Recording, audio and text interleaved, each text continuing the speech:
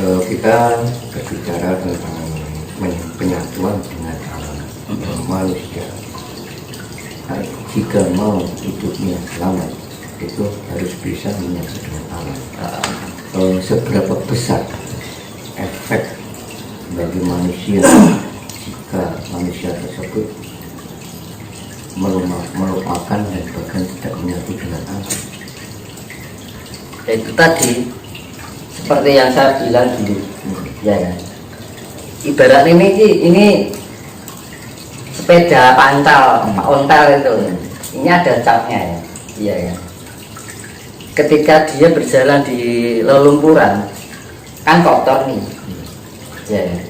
Lah, cat ini kan juga termasuk bagian dari luar dari rangka sepeda, ya, tapi kan sudah melekat, ya kan? Iya. Dan yang kotoran yang sisa-sisa lelumpuran ini, kalau kena air pasti hilang lah. Tapi catnya kan enggak, karena apa? Catnya sudah melekat pada rangka sepeda itu tadi. Dan secara analoginya seperti itu. Ya, nah pada istilahnya gini mendekati yang akan terjadi nanti. Jadi ibarat itu bumi itu dimandiin. Ya gitu. Yang mandiin apa? Ya air samudra. Air samudra kan sifatnya penetralisir, neutron kandungannya. Ya. Makanya setiap kejadian di akhir zaman selalu diakhiri dengan bencana yang sifatnya air samudra yang mengguyuri permukaan bumi, itu selalu.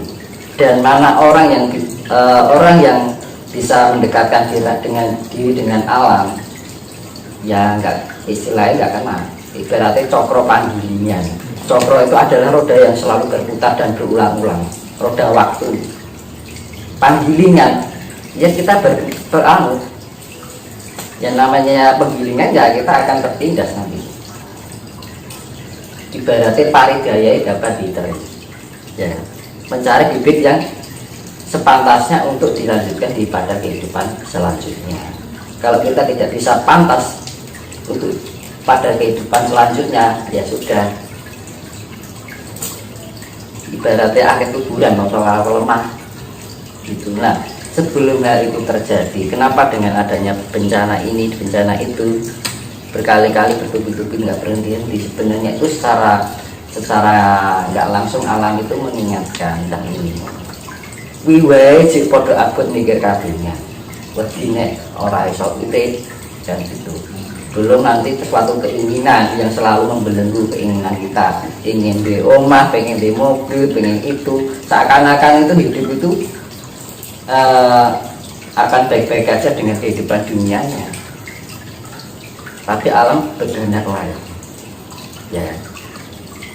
Makanya hakikat untuk mencintai alam atau bisa menyatukan dengan alam itu, alam akan memberikan apa yang sudah kita berikan. Begitu juga sebaliknya. Alam pasti memberi pada kita, tapi kita belum tentu memberi pada alam. Tidak. Alam nggak pernah, ibaratnya ini bumi mau diinjak-injak, ya kan? Mau dihina, mau diludahi, masih tetap memberikan yang terbaik buat segala makhluk yang ada di permukaan. Kadang-kadang zaman saat ini ya emang kehidupan dunia itu sangat menggiurkan ya. Karena serba dienakkan itu tadi, terus lali zaman yang namanya orang kalau sudah dienakkan kan lupa ya. Biasanya kan seperti itu. Orang kalau sudah enak kan lupa. Iya. Dan kita itu kurang dienakkan apa di dunia? Nah dipikir iso nyandang, iso duwe omah, iso tuku iso turunin kasur. Bayangkan leluhur kita dulu, apa enek kasur turunin ning galan. Ya kan? Ibaratnya leluhur kita itu memperjuangkan biar anak cucu kita itu nanti kelak hidup mendapatkan hidup yang layak. Tapi sekarang setelah cucunya mendapatkan kelayakannya, apa yuduk elingan karo leluhur? Kan enggak kan? Iya tak gitu. Hal-hal sepele yang setiap hari kita lakukan dan kita sadari, akhirnya apa, kita kelihatannya karmamu sedikit lama-lama menjadi gunung. Nah itu yang kita waspadai adalah kesalahan-kesalahan diri kita yang tidak kita sadari, walaupun itu sedikit demi sedikit. Akhirnya apa, ya wes akan kembali, itu akan kesulitan. Padahal yaitu makanya zaman dulu diberikan ajaran Sastro Sindro Hayuninga Pangruwating Diyu, biar apa, manusia biar selalu ingat pada alamnya, biar selalu ingat pada Tuhannya untuk kembali pada Tuhannya, biar mengenal asal usulnya, ya gitu kan. Dianalogikan gampangannya, kita berangkat hidup itu seperti kita pergi ke pasar, ya kan. Kita berangkat dari rumah, ya kan, kita ke pasar yang di tempat. Kenapa saya analogikan pasar? Karena pasar itu beraneka ragam.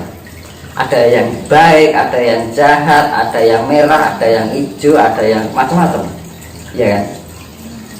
Di dalam kehidupan pasar itu kita bertransaksi dalam kehidupan yang sifatnya tukar menukar, jual beli. Dan kita nggak lama-lama ke pasar, akhirnya kembali ke rumah.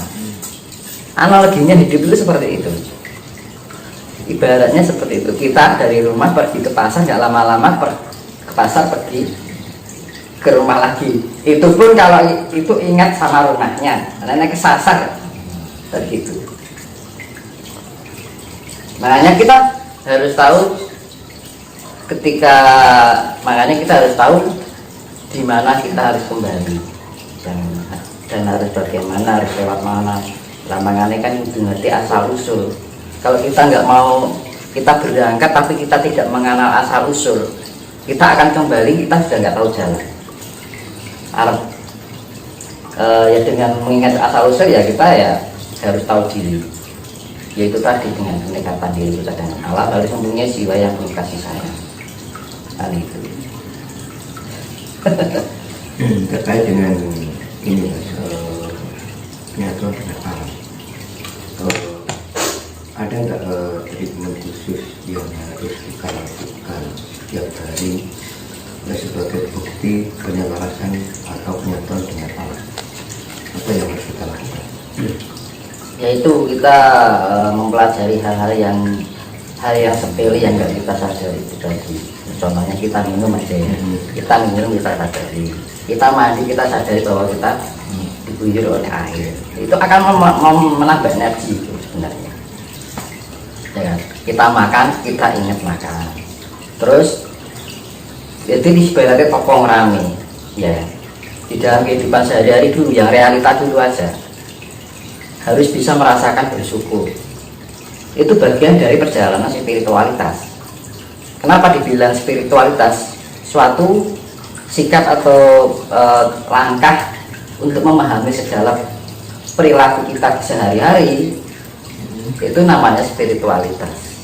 Membangun diri untuk menjadi pribadi yang lebih sadar, ya kan? Kita melakukan misalkan ini, kita bekerja dan kita sambil memahami segala apa yang kita lakukan. Nah itu bagian dari spiritualitas. Tidak hanya di saat hening aja. Makanya kan spiritualitas kan ada dua, topong rame kalau topong hening. Topong rame ya kita hidup di keseharian itu dengan keluarga, dengan teman, dengan pekerjaan, kan macam-macam. Ya. Kalau topong hening ya kita perenungan, relaksasi, menemukan tingkat kedamaian. Kedamaian jangan dicari tapi ditemukan. Beda loh, ditemukan dengan dicari beda loh. Misalnya jodoh ini, jodoh dicari, yang namanya cari itu pasti tumbuhnya dari kearasan. Tapi kalau dipertemukan karena suatu energi yang saling menyatu, ada tarik unsur tarik menarik. Beda lah ya. Nah itu kedamaian tidak untuk dicari tapi dipertemukan. Nah, bagaimana cara mempertemukan kedamaian itu? Kita harus mempunyai dasar kasih. Ya. Itu kedamaian, dasarnya yang kasih. Dan ibaratnya kata termaning urip dimunung orang-orang kata termaning hati. Kalau kita nggak bisa menerapkan di dalam hati kita sendiri, yang mana bisa kita menemukan kedamaian. Sepele ya, ada kita terlalu was-was. Nah makanya kalau kita sudah mencapai tingkat kesempurnaan atas level spiritual yang level tinggi, itu orangnya ya kalem, santai, pikirannya lebih universal, pola pikirnya lebih fleksibel, ya kan. Orang kemerungsungan dalam arti tidak khawatiran gitu loh, membawaannya tenang apapun yang terjadi, selalu melangkah itu selalu diberikan terlebih dahulu. Mau ngomong itu loh diberikan dulu. Makanya di dalam Jawa, nek arep ngomong itu dipikir dulu. Ojo mapan lagi pikir orang ning ngarepe lati, ning mapan ke ati ning ngarepe lati. Ya kan? Mula diarani lati paling landep di dalam raga kita, mulut ini. Itu hal sepele. Kadang-kadang kita menyakiti orang lain tanpa kita sadari kalau kata-kata itu menyakiti orang lain. Makanya sebelum kita mengatakan berkata pada orang lain, kira-kira misal kata-kataku ini saya tujukan kepada saya, kira-kira menyakitkannya. Nah, kadang-kadang hal sepele di dalam kehidupan sehari-hari itu sering terjadi. Dan orang yang sudah melatih itu masih gitu, apalagi yang nggak mau menyadari gitu. Makanya ada orang yang ngomongnya seenaknya sendiri tanpa memikirkan kata-katanya menyakitkan hati orang lain. Makanya kan kudu iso mapanke ati ning ngarepe lati, jangan mapanke pikir ning ngarepe lati. Kita berbicara tentang spiritual. Ada nggak hal-hal yang tersulit sebelum kita belajar spiritual? Ya spirit itu biasanya ya, semakin kita mengarah kebaikan itu ujiannya semakin banyak. Ya kita mendapat terpakan masalah keluarga, ya masalah cinta, masalah apapun dalam kehidupan dunia, yaitu untuk melatih tingkat kesabaran kita, ketenangan diri kita. Makanya kan hidup itu yang namanya perasaan senang, sedih, bahagia, gembira, ya kan, itu kan selalu berulang-ulang terus, ya kan. Kehidupan itu sekarang sudah senang, besok susah lagi, setelah susah dilewati senang lagi, setelah senangnya berlalu susah lagi, terus roda waktu itu selalu berputar gitu. Tapi di dalam momen-momen yang kita melewati itu, kita harus bisa menyadari, harus bisa mengambil hikmahnya. Kalau kita nggak mau mengambil hikmahnya, kita nggak bisa menggali apa yang terkandung di dalam perjalanan itu tadi. Makanya kan kalau kita berjalan di tempat itu, oh lewat ini lagi, lama-lama kalau kita sadari kan lama makin lama kan semakin hafal lagi, ya kan. Kadang-kadang hanya cuma lewat aja kan gitu kan, nggak dipahami, akhirnya kenal lagi kan, makanya gitu kan. Makanya kan orang yang menjadi berhasil itu karena sering mengalami kegagalan. Orang menjadi kuat karena sering mengalami kelemahan. Orang menjadi baik karena belajar dari kesalahan. Kita memahami kesalahan kita, tanpa kita bisa memahami kekurangan kita, yang nggak mungkin kita akan bisa menjadi lebih baik lagi, gitu. Kita ibaratnya mau senang harus berlatih dari kesedihan, penderitaan. Ya, dari penderitaan ini kita pahami, setiap kita ambil hikmahnya. Jadi misalkan lewat itu lagi, kita penangannya lebih lain.